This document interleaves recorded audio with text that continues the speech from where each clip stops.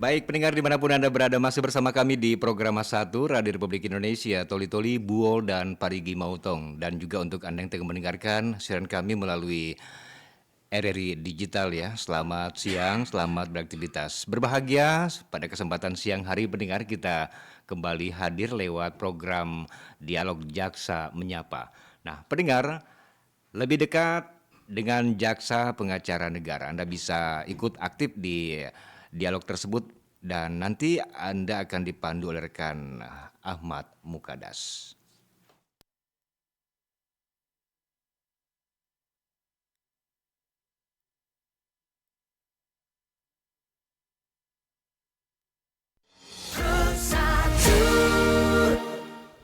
Baik, terima kasih. Assalamualaikum warahmatullahi wabarakatuh dan selamat siang pendengar dan pemirsa RRNet dimanapun Anda berada. Berjumpa kembali di program Dialog Khusus Jaksa Menyapa edisi hari ini, Selasa tanggal 14 Juli 2026.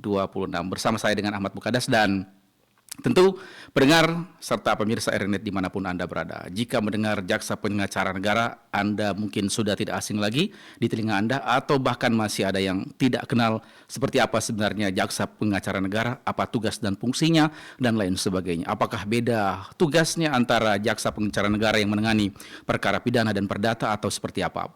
Siang hari ini kita akan berbincang soal itu dan topik kita adalah lebih dekat dengan jaksa pengacara negara, mengenal tugas, fungsi, dan manfaatnya. Di studio Pro 1 RRI Toli Toli siang hari ini, hadir dua narasumber. Yang pertama ada Muhammad Raffi Saputra, Sarjana Hukum, Kasubsi 1 Bidang Intelijen, Kejaksaan Negeri Toli Toli. Assalamualaikum, Pak Raffi. Waalaikumsalam, Pak Ahmad. Sehat ya? Sehat, Alhamdulillah. Ya, kemudian yang kedua ada Dwi Resti Prabandari, Sarjana Hukum, Kasubsi 2 Bidang Intelijen, Kejaksaan Negeri Toli Toli. Assalamualaikum, Ibu Dwi. Waalaikumsalam. Saya panggilnya Dwi atau Resti?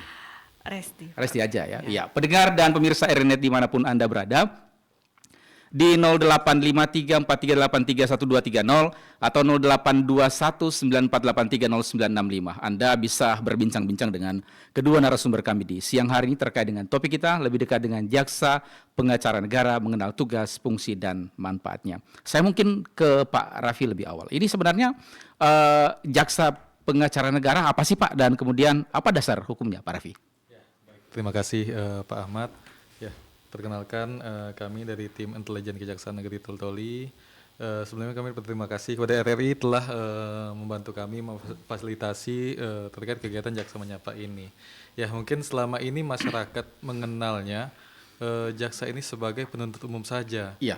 Nah, sedangkan pekerjaan jaksa ini sebenarnya lingkupnya masih luas lagi, lebih luas lagi. Ada salah satunya tusi yang kami punya itu sebagai jaksa pengacara negara. Nah, jadi kan ada beberapa tugas-tugas yang diemban jaksa. Mungkin saya jelaskan sedikit, Pak. Kami di kejaksaan sebenarnya saya menganalogikan ada 3 baju atau seragam yang kita pakai. Yang pertama tusi di bidang penyidikan untuk tindak pidana korupsi.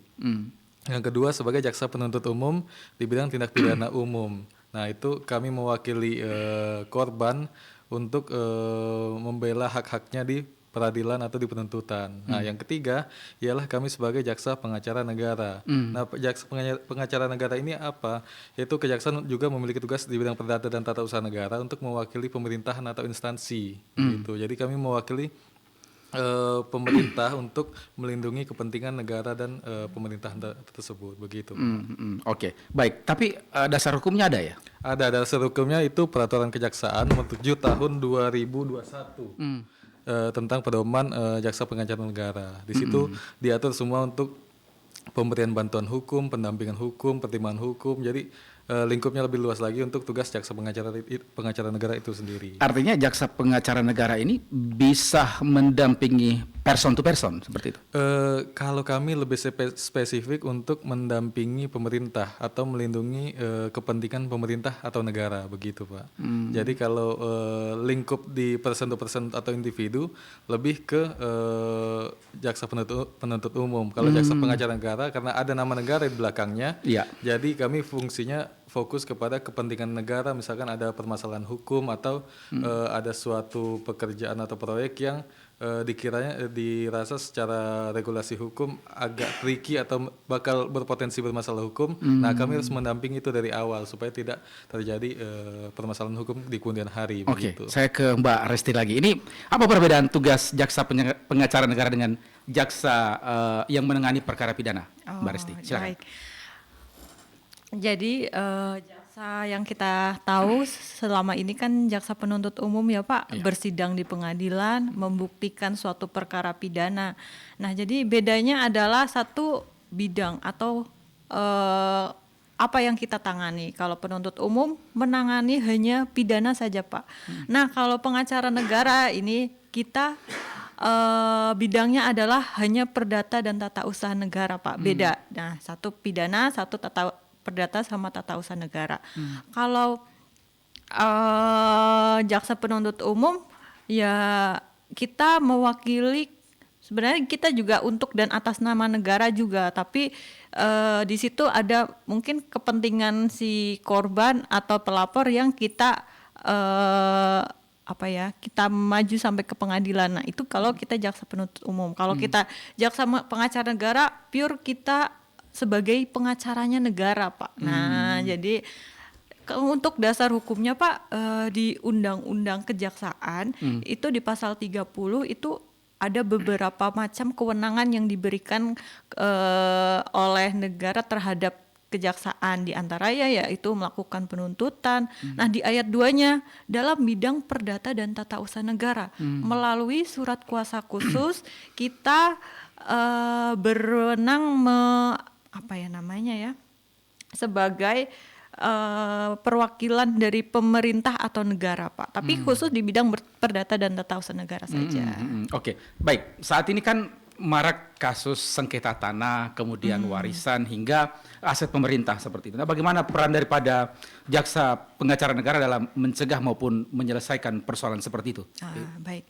Jadi kan kita selaku pengacara negara, apapun kepentingan negara di bidang perdata maupun tata usaha negara yang mewakili adalah pengacara negara. Itu melalui surat kuasa khusus. Nah, ketika kita ada sengketa, misal nih sengketa tanah Pak, kita lihat objeknya ini apakah objek punya negara atau bukan. Nah, kalau bukan negara ya kita nggak bisa memberikan bantuan hukum Pak. Nah, yang harus digarisbawahi adalah kita mewakili kepentingan negara. Kalau misal itu tanahnya tanah negara, nah, kita bisa masuk memberikan bantuan hukum terhadap pemerintah melalui surat kuasa khusus untuk sebagai mungkin penggugat atau tergugat di pengadilan atas sengketa tersebut. Artinya jika berbicara soal negara tentu ada pendampingan teman-teman dari jaksa pengacara negara ini ya. Mungkin seperti itu pembahasannya. Ya, lebih tepat ya seperti itu, tapi kita tidak bertindak langsung Pak. Jadi harus ada permohonan terlebih dahulu. Misal nih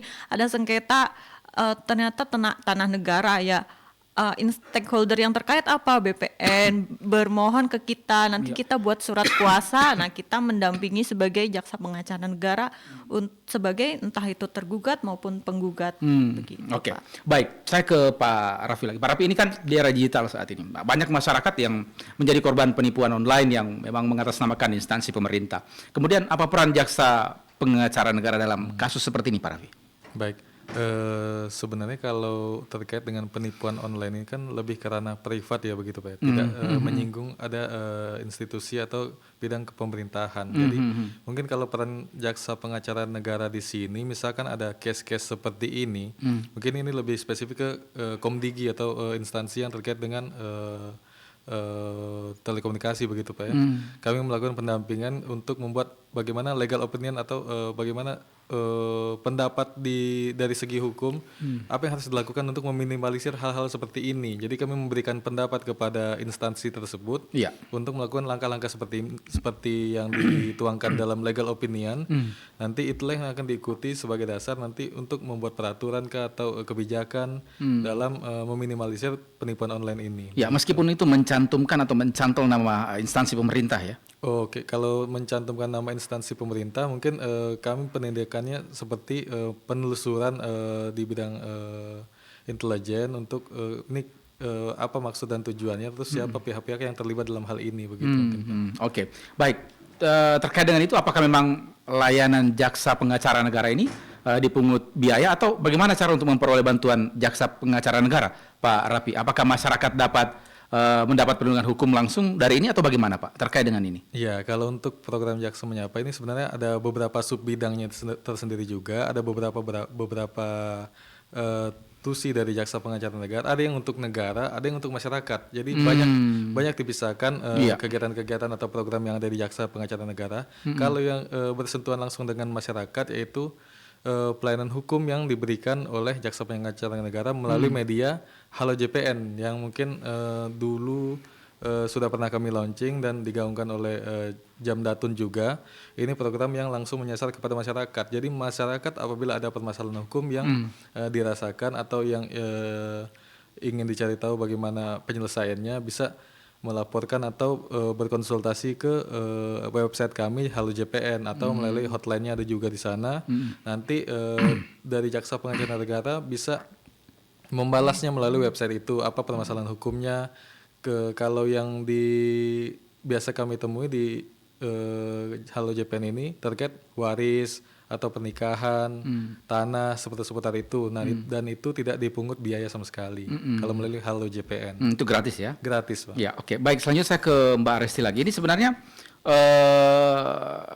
bentuk layanan hukum apa saja yang bisa diberikan oleh jaksa pengacara negara kepada instansi pemerintah, Mbak Resti? Baik. Jadi Pak, untuk mengetahui bentuk layanannya apa saja, kita harus mengetahui apa kewenangannya kita dulu. Nah, di Jaksa Pengacara Negara itu dibagi menjadi 5 fungsi atau 5 kewenangan.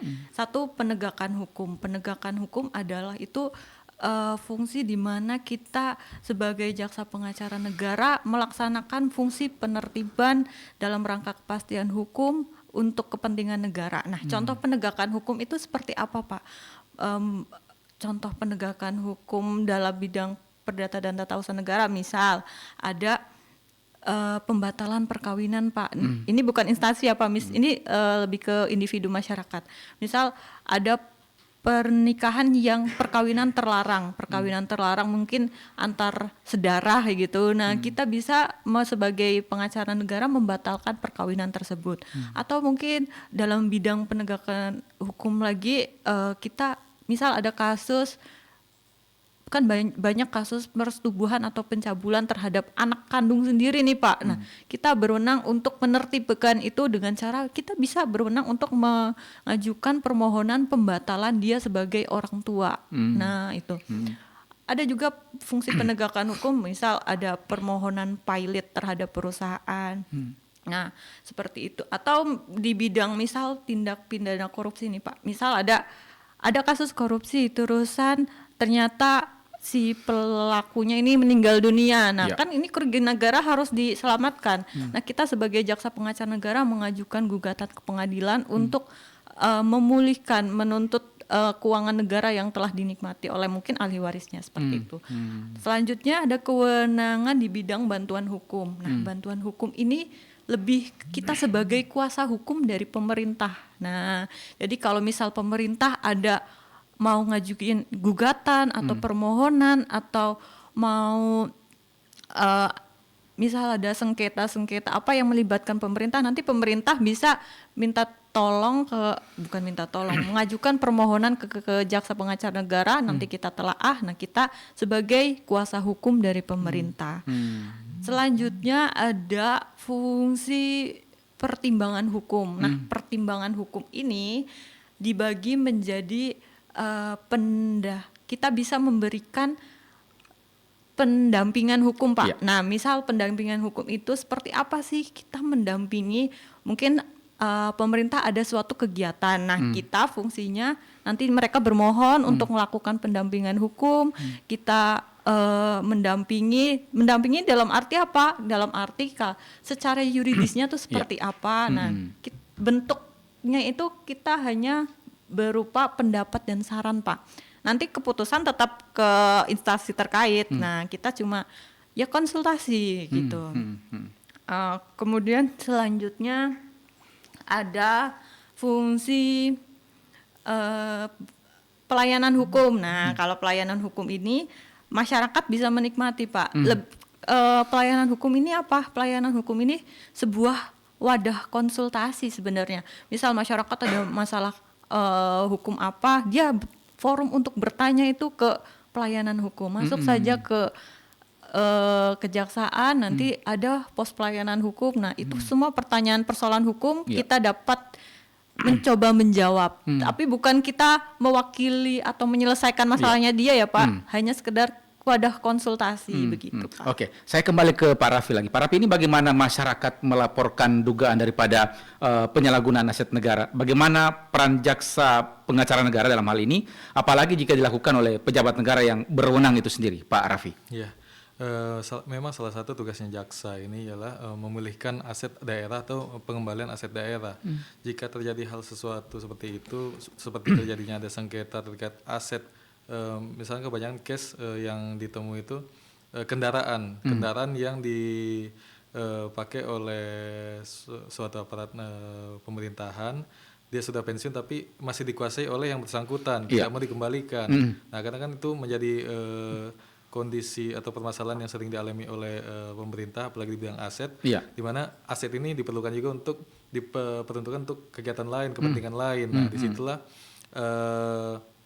masyarakat atau pemerintah bisa meminta kepada jaksa pengacara negara untuk membantu bagaimana mengupayakan pengembalian aset tersebut dengan banyak cara yang bisa dilakukan, baik itu jaksa pengacara melakukan negosiasi kepada yang bersangkutan atau mediasi, atau memberikan pendapat hukum kepada instansi pemerintah untuk langkah apa yang bisa ditempuh untuk mengembalikan atau pemulihan aset tersebut.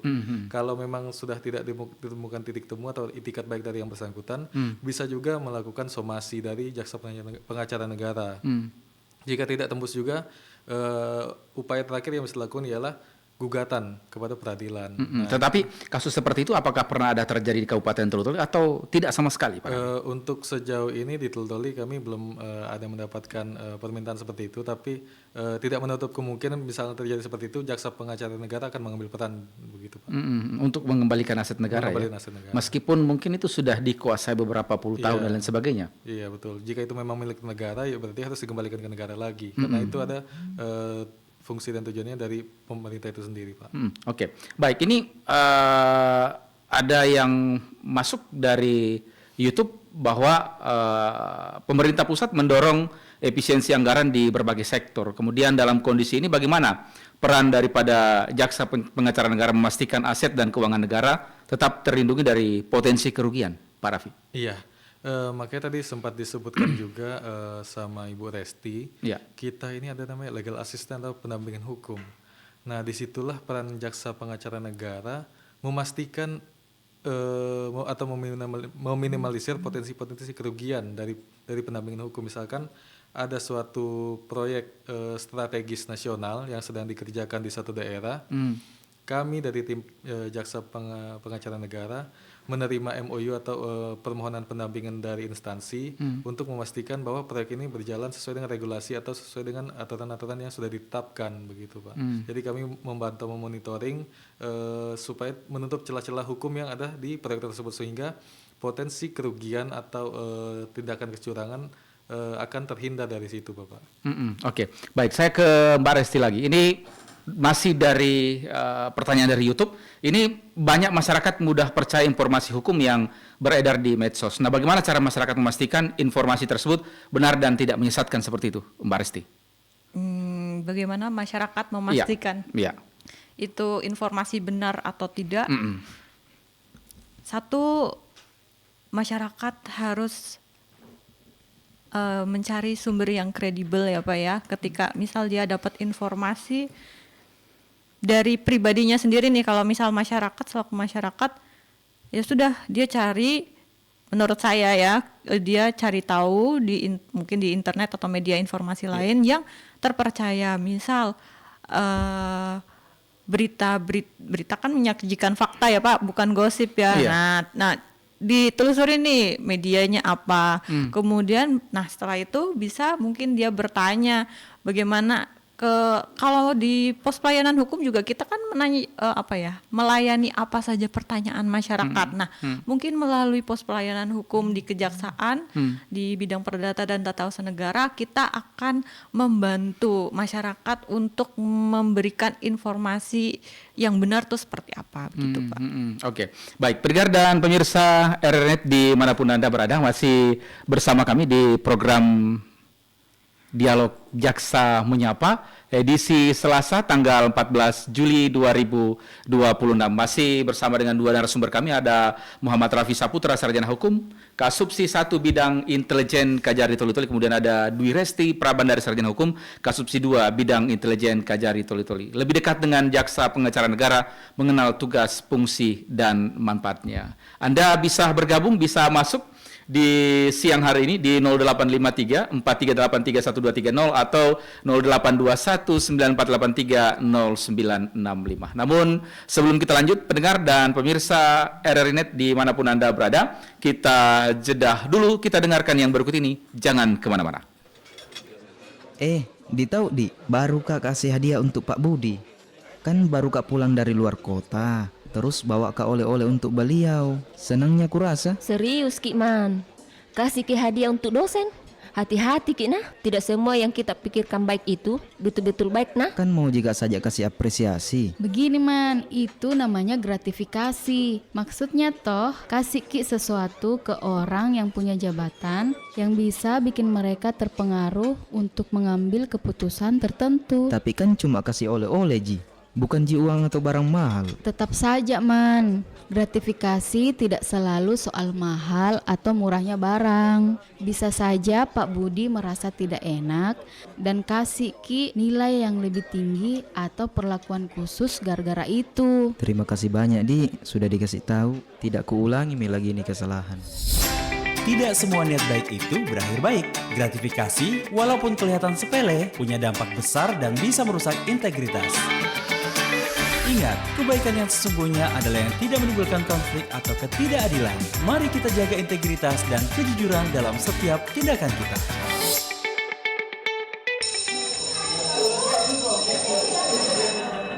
Anak-anak, kita ujian istilah asing dulu ya. Iya, Pak. Apa arti dari mensana in corpore sano? Di dalam tubuh yang sehat, ada jiwa yang kuat, Pak. Inner beauty. Itu sih kecantikan dari dalam. Cakra. Tenaga dalam. Kalau nepotisme, Kekuatan orang dalam. Nepotisme ada di sekitar kita dalam berbagai nama. Ada koneksi, kenalan, kerabat, dan lainnya. Nepotisme bisa merugikan organisasi, komunitas, ataupun bisnis Anda. Hindari nepotisme, hindari kerugian. Kamu ya, jadi istri gak becus ngurusin rumah, taunya hanya ngabisin uang saja. Kamu pikir aku hanya santai di rumah? Aku nyuci, nyetrika, masak, beres-beres, ngurusin anak kamu. Sebenarnya aku istri apa babu sih? Kamu ya. Stop KDRT, karena pelakunya bisa terjerat pidana penjara selama 5 tahun.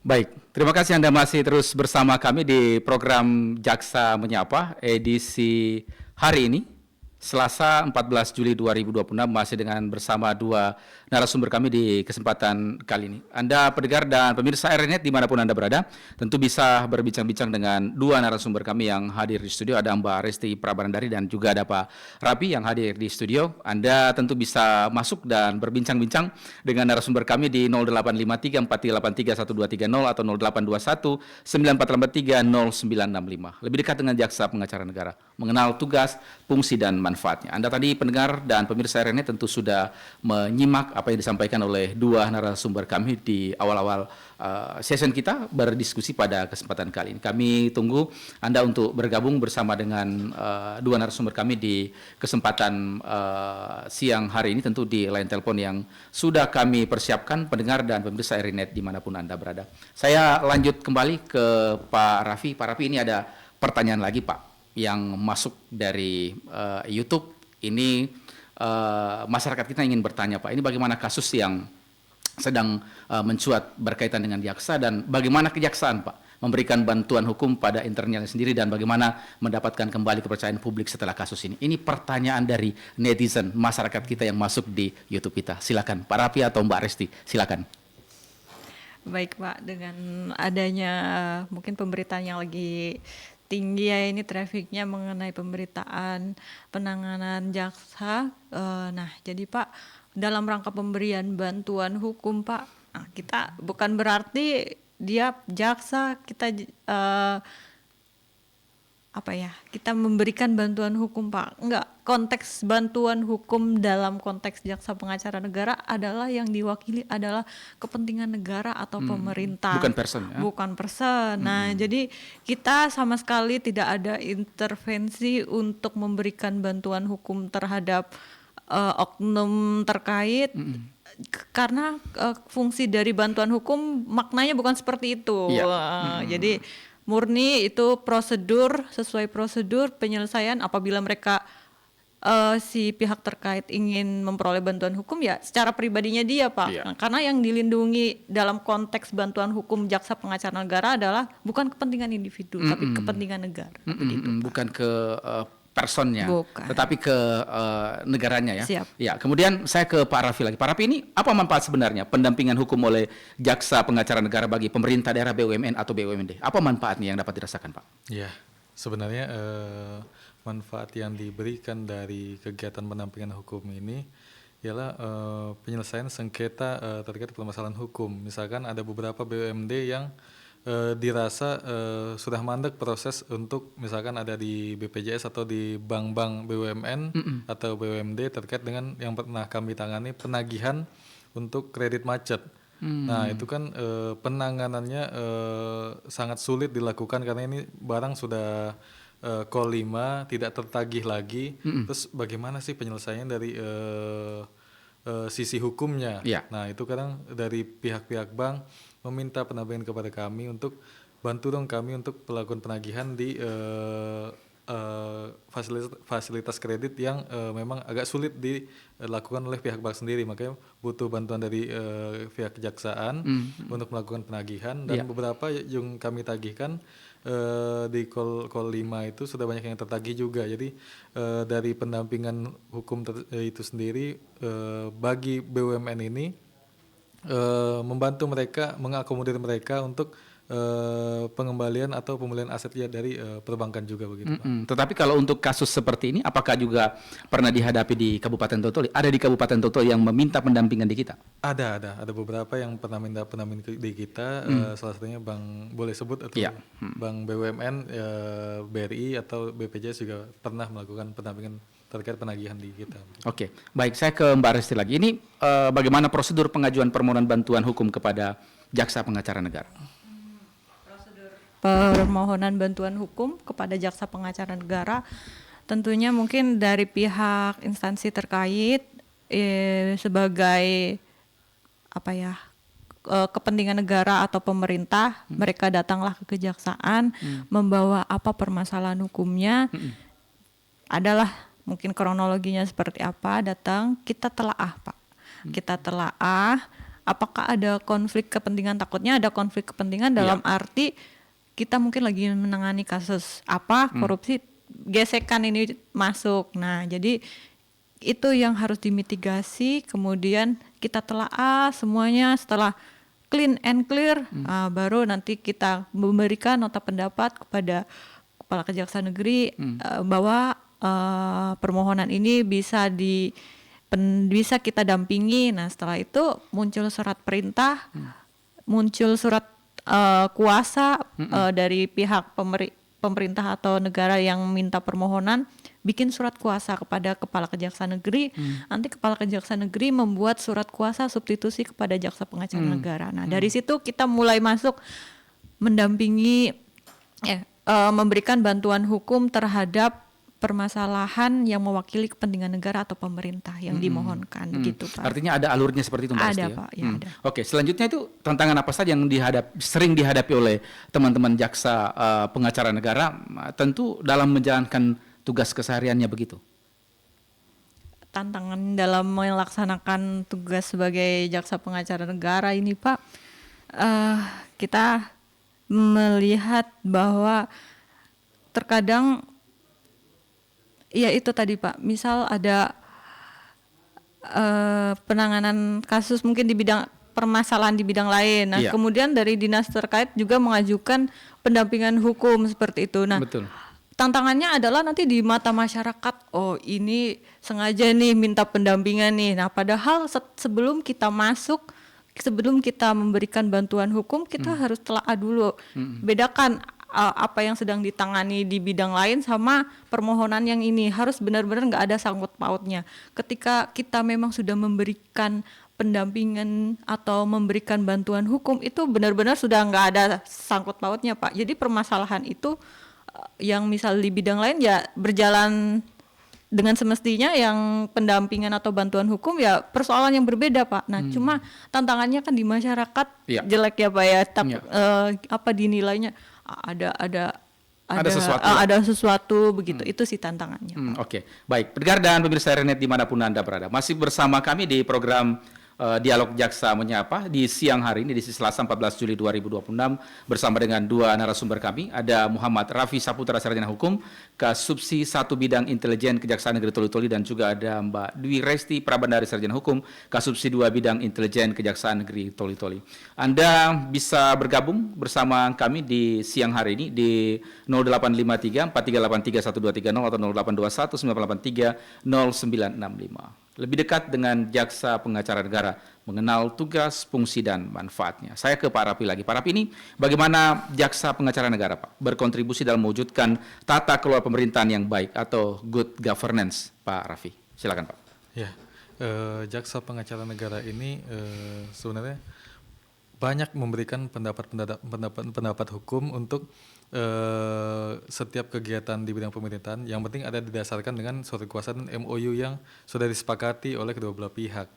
Jadi jaksa pengacara negara ini setiap ada yang hal-hal yang misalkan kegiatan atau program yang dilaksanakan pemerintah, jaksa pengacara negara ini berperan untuk memberikan pendapat hukum bagaimana supaya apa kebijakan yang diambil tidak merugikan masyarakat, satu tidak merugikan pemerintah juga. Jadi kami harus memberikan pandangan dari sisi hukum bagaimana sebaiknya program ini dilakukan, bagaimana kebijakan yang akan diambil itu tidak banyak merugikan para pihak, begitu Pak.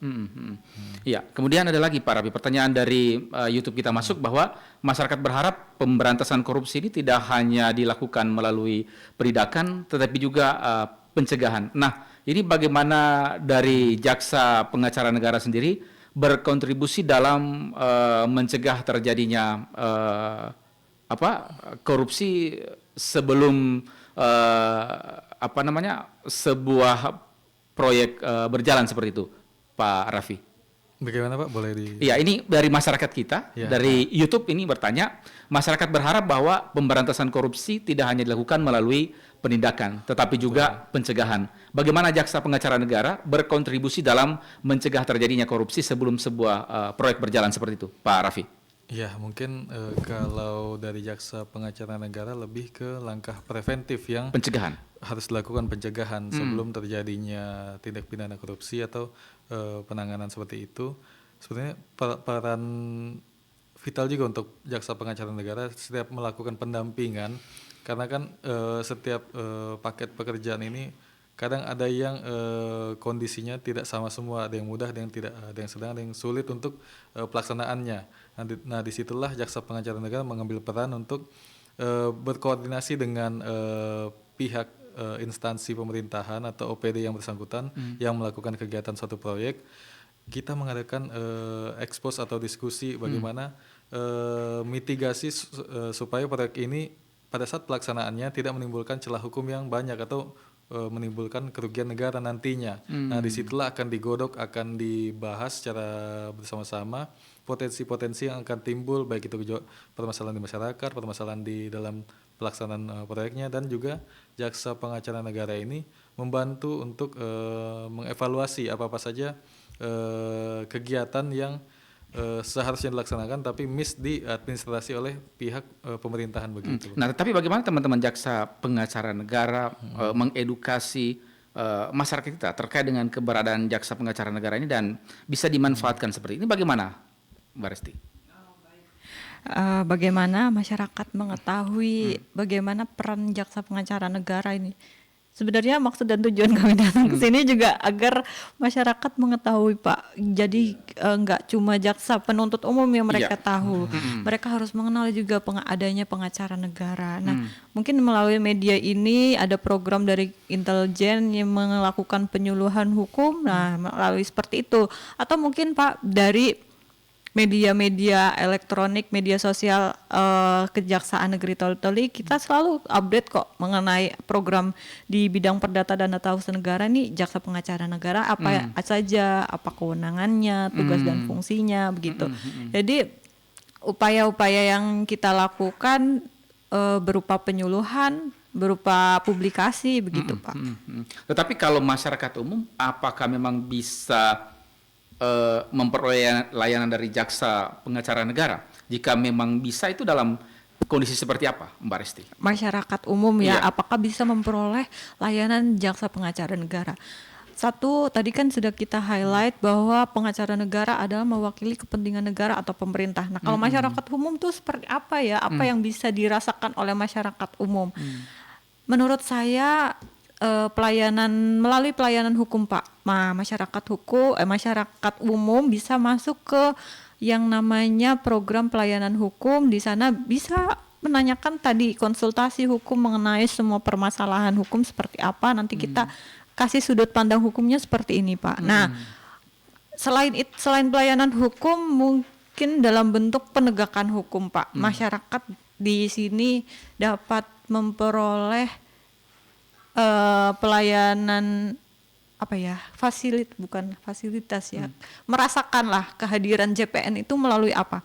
Misal Pak, ada kasus, misal ada orang nikah siri nih Pak. Nah, nikah siri kan itu nggak sah itu secara hukum. Nah, mereka bisa bermohon kepada kejaksaan. Nah, kita nanti bisa menganalisis, mengajukan isbat nikah, Pak. Nah, nanti masyarakat tersebut bisa dinyatakan sah itu pernikahannya. Atau kayak tadi Pak, permohonan penghapusan perwalian. Nah, atau permohonan mungkin pembatalan perkawinan. Nah, itu kan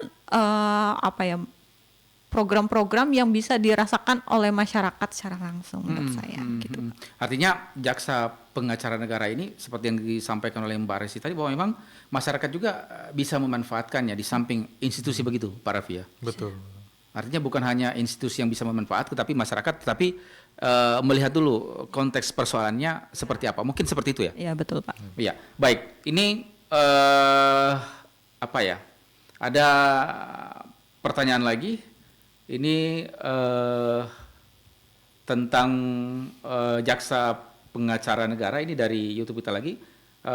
Kalau boleh meluruskan dengan masyarakat, kalau boleh memberi satu pesan untuk meluruskan satu kesalahpahaman dengan masyarakat tentang jaksa pengacara negara, apa kira-kira yang ingin disampaikan kepada publik, kepada masyarakat kita melalui program ini, Pak Raffi? Ya, baik, untuk masyarakat sendiri, memang dari judulnya jaksa pengacara negara lebih banyak fokus ke kepentingan negara atau pemerintahan. Tapi kami juga membuka untuk masyarakat, jika ada permasalahan hukum yang dihadapi, bingung mau minta tolong ke siapa, mau bertanya ke siapa, sumbernya tidak kredibel daripada cari-cari di Google, bisa datang ke kantor kejaksaan untuk bertanya apa masalah hukum yang dihadapi, bagaimana cara penyelesaiannya, bagaimana juga proses yang akan dihadapi jika menempuh proses hukum tersebut. Jadi kami memberikan sudut pandang hukum, bagaimana cara bertindak dari sisi pelapor atau apa. Nanti kami bisa memberikan pandangan bagaimana permasalahan yang dihadapi, penyelesaiannya seperti apa sih sebaiknya dari sisi hukumnya, begitu.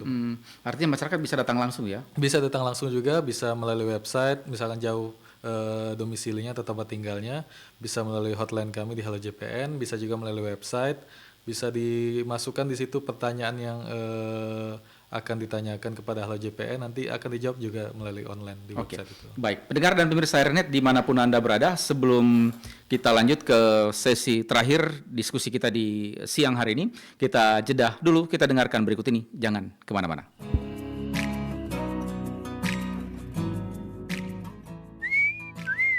Wow, lihat Pak, lihat di sana. Di depan rumah kita. Wah, cantiknya mobil baru, Pak. Emang Mama mau? Tunggu, Papa korupsi dulu ya. Korupsi? Wah, jangan Pak korupsi. Ibu kan hanya suruh Papa lihat di depan rumah. Bukannya Ibu suruh beli mobil macam itu. Soalnya Mama tadi judulnya lihat mobil baru tetangga kita. Iya, betul. Tapi kan jangan lakukan korupsi, Papa sayang. Karena korupsi itu hidup kita nanti tidak tenang dan pasti memalukan, Pak. Hindari perilaku korupsi. Imbangi kehidupan dan kebutuhan Anda. Dari apa yang telah ada, syukuri dan tetap optimis sehat dalam melakukan aktivitas sehari-hari. Dari RRI, menyuarakan untuk Indonesia.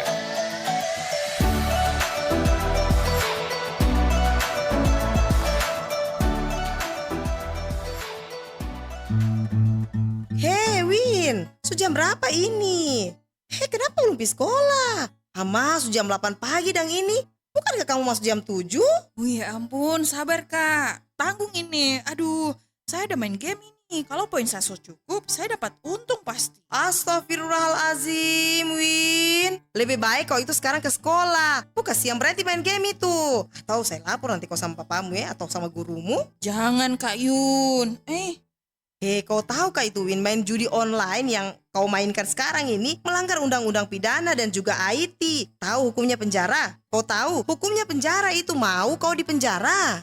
Saya tidak mau Kak. Saya tidak mau masuk penjara. Saya mau sekolah. Makanya mulai sekarang itu berhenti main-main game-game judi online seperti itu di HP-mu ya. Ingat masa depanmu itu ditentukan dengan kebiasaanmu saat ini. Kalau kau lanjut mainkan judi online-mu itu, bisa-bisa itu habis barang-barang di rumah itu kau jual. Kau mau kah? Banyak orang itu gara-gara judi online itu so habis uang, akhirnya cari modal itu ambil barang-barang di rumah. Ya Allah. Berbagai bentuk permainan yang mengarah perjudian pada berbagai platform di berbagai media online, medsos, berdampak hukuman bagi pelaku. Stop kegiatan judi online sekarang juga.